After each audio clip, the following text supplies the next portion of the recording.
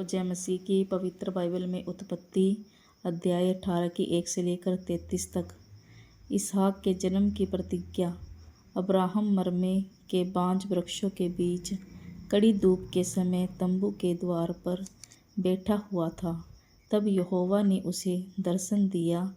उसने आँख उठाकर दृष्टि की तो क्या देखा कि 3 पुरुष उसके सामने खड़े हैं। जब उसने उन्हें देखा तब वह उनसे भेंट करने के लिए तंबू के द्वार से दौड़ा और भूमि पर गिरकर दंडवत की और कहने लगा, हे प्रभु, यदि मुझ पर तेरी अनुग्रह की दृष्टि है तो मैं विनती करता हूँ कि अपने दास के पास से चले न जाना।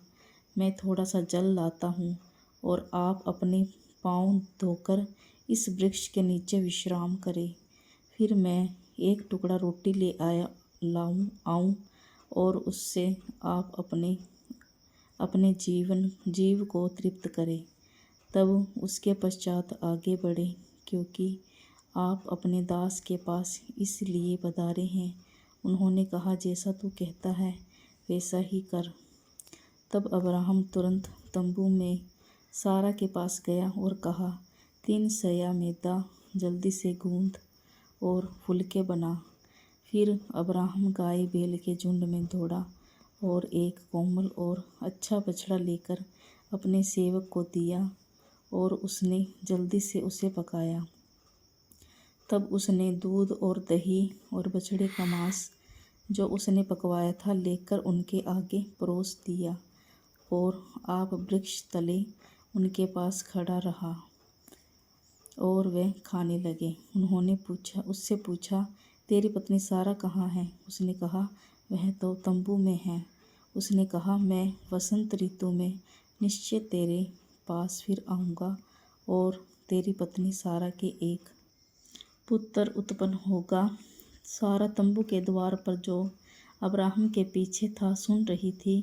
अब्राहम और सारा दोनों बहुत बूढ़े थे और सारा का मासिक धर्म बंद हो गया था। इसलिए सारा मन में हंस कर कहने लगी, मैं तो बूढ़ी हूँ और मेरा पति भी बूढ़ा है, तो क्या मुझे यह सुख होगा?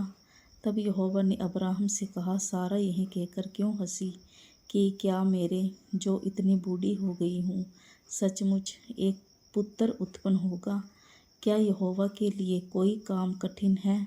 नियत समय में अर्थात वसंत ऋतु में मैं तेरे पास फिर आऊँगा और सारा के पुत्र उत्पन्न होगा।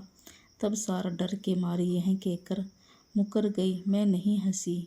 उसने कहा, नहीं, तू हंसी तो थी। सदोम आदि नगरों के विनाश का वर्णन। फिर वे पुरुष वहाँ से चले और सदोम की ओर दृष्टि की और अब्राहम उन्हें विदा करने के लिए उनके संग संग चला। तब यहोवा ने कहा, यह जो मैं कहता हूँ उसे क्या अब्राहम से छिपा रखूँ?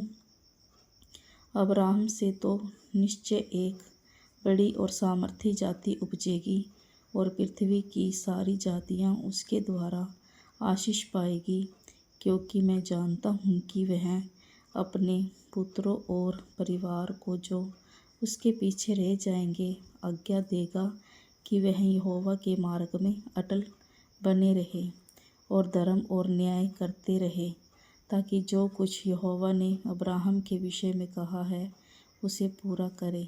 फिर यहोवा ने कहा, सदोम और अमोरा की चिल्लाहट बढ़ गई है और उनका पाप बहुत भारी हो गया है, इसलिए मैं उतरकर देखूँगा कि उसकी जैसी चिल्लाहट मेरे कान तक पहुँची है। उन्होंने ठीक वैसा ही काम किया है कि नहीं, और न किया हो तो मैं उसे जान लूँगा।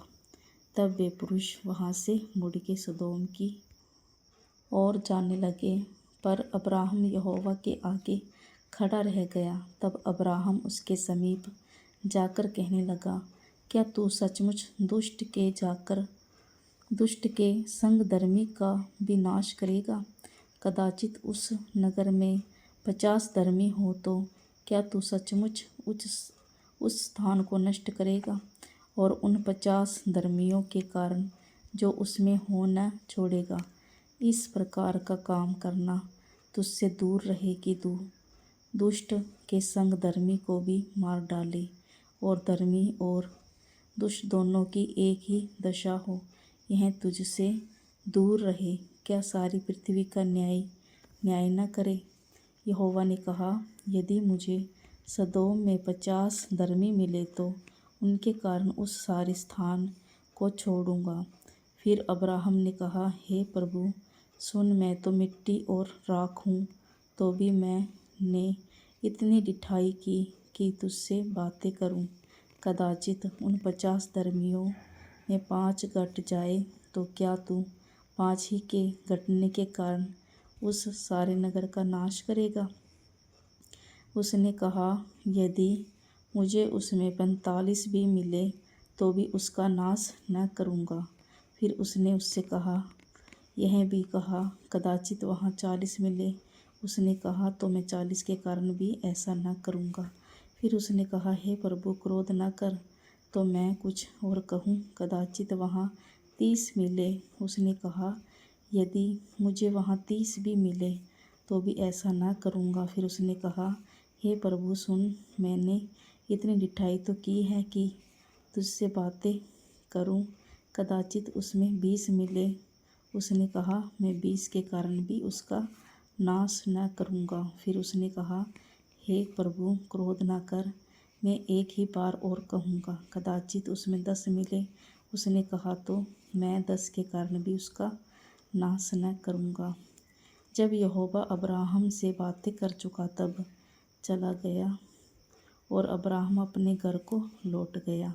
परमेश्वर आपको आशीष दे। आमीन।